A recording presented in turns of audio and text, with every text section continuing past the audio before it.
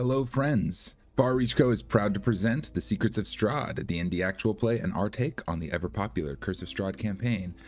We are, however, not streaming tonight on account of Veterans Day, but I thought it would be a great time for us to take a minute and do a real quick recap of the story so far and catch up on what's going on. Our three heroes are an experiment for us. We are trying out some of our original third-party content for D&D 5e.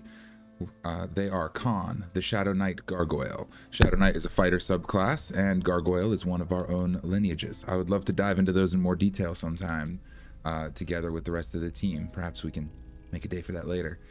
Yalan Adapin is the next of our heroes. He is an Arcane Hunter rogue. The Arcane Hunter is a subclass of rogue that we've developed as a anti-magic. He is the opposite of the Arcane Trickster, if you will. He's also a human. And our final party member is Doc Adrian Halliday, who is firstly a Cathian, which is another of our original lineages, a race of people with some cat-like features who are deeply magical in nature. He's also a Trailblazer, which is one of our own classes. Within the Trailblazer class, he is the Doc subclass, which focuses on non-magical healing and poisons. So that's our team of heroes who were hanging out in a tavern in Bloodhaven, where all great adventures must start. They were recruited by the Vistani captain Aragal to aid his master in Barovia. Unfortunately, the airship was attacked by an undead dragonel, causing them to crash in the Sphalic woods. And that's where our adventure began in earnest. They trekked their way through the dangerous woods and eventually found the crash site, where they had their first encounter with the Dark Lord, Strahd von Zarevich, who was enraged with Aragal for nearly crashing into a village under his protection, naturally. Aragal was cursed by the Dark Lord to never fly again for multiple lifetimes, but allowed to live, or made to live, against his will perhaps. Strahd found the party amusing, however, and granted them safe passage to the nearby town, Barovia Village. In Barovia Village, the party got to know the town, a sad, dark little town with stories of missing children and monsters attacking in the night. Folks didn't come out too often, but they did meet the son and daughter of the burgomaster, Ismark and Irina Kolyana, who pled for help in carrying their late father, the former burgomaster, to the church to be buried. None of the townsfolk were willing to aid on account of the monsters and dark events that had been going on recently. So our party volunteered to help carry the burgomaster up. They recruited a strong man from the town to aid them and carried the body to the church and gave him a proper funeral there. However, the church was not at rest, for Father Donovich, the priest of the church, had his son locked in the basement. His son Doru had been turned into a vampire spawn and was screaming out for blood. The priest pled with Doc, a medicine man, the first they've had in a while. Can you help my son? Is there anything you can do?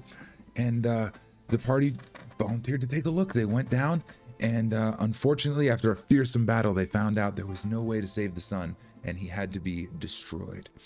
It was a tense moment, and in the aftermath, Irina revealed that she too had been bitten by a vampire, but had not been turned, curiously enough. The party left the priest to mourn his son and returned back to Ismark and Irina's home. Ismark, the new burgomaster in name now, welcomed them and gave them a place to stay comfortably. Irina spoke with them for a while, and with some investigating, they discovered a secret that Irina was not, in fact, the true daughter of the former burgomaster, though she does not know it herself. She also appears to have been affected by mesmer, mind-altering magic, which is why she has little memory of how she received the bites on her, the vampiric bites on her neck. But Ismark pled with the party to take his sister, to take Irina far from this town, take her somewhere safe, as far as at least Wallachia, a happy town over the hills, where she can live safely far from the evils of the castle, which overlooked their domain. The party agreed and set forth on the road ahead of them with some trepidation and some encounters along the way, they found their way to a Vistani camp overlooking the Sur River. Curiously, the Vistani were expecting them by name and greeted them warmly and granted them a place to sleep and food to eat. Their leader, Madame Ava, had predicted their coming and was eager to meet them.